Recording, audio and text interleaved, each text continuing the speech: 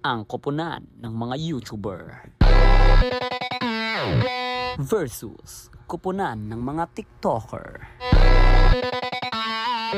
Sino ang magwawagi?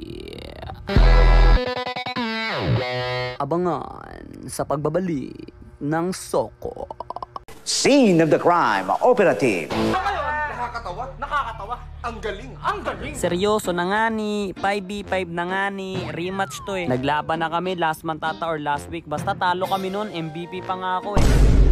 Anyways, nagchat ako dito ng palaga ng level 1 kasi sabi ni Site kung sino daw maka first blood may 1k. Kaya bala ko na sana makipagkaldagan agad dito kay Dirot. Kaso nga lang, ito namang si Active Now, palong-palo, parang gusto nilang paghatian yung 1k ah. Tingnan mo naman si Active Now, perdo hindi umaalis dito ng top lane. Tapos gusto ko sanang i-bait yung Dirot kaso wow, ang galing, na-prank niya ako. Tapos ayun, nagarayot na kami dito sa top lane kasi pumunta yung kalaban. So pumunta rin yung kakampi ko. Tapos ikaw, petrify, wala na, 1k ka sa akin. 1k ka saan, kahit mag-flicker-flicker ka pa boy, 1k.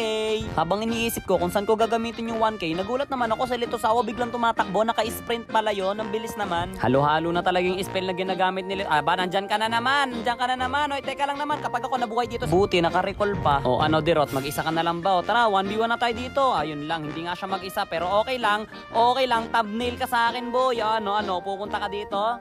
Sige, i-edit ko kayo, lalagay ko kayong dalawa sa thumbnail. Ewan ko ba sa mga taong to, ako lagi yung pinagdidiskitahan. Kalmahan nyo naman boss. Siguro kasi wala kaming marksman kaya wala silang MM na ma-prioritize. So ayan, kita mo naman, put up konting highlights sa mga kampi ko. Pero syempre hindi ko ipapakita lahat ng highlights nila, account ko to eh. Abay, panoorin nyo yan sa account nila. O ngayon ka sa akin, Tigreal, ako naman yung may kasama ngayon. Kumukota ka na, nyarp. Nyarp. Ayun, grabe, nakagat. May kasama pang rabies. Nyarp.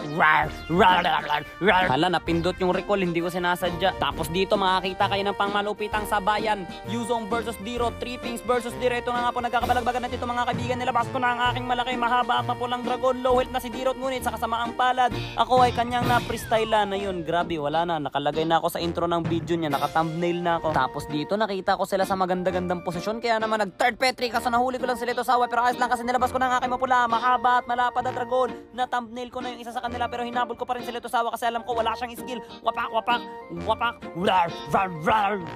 Ala, grabe, nagganyan-ganyan ka pa. Alam mo, makakaligtas ka sa akin, oh. Ano, Jay? Tapos kinuha na kami ni Lord dito kaya nagmarcha na kami sa base ng kalaban. Sa wakas, mananalo na rin. Nakabawi rin kami sa inyo, akala nyo,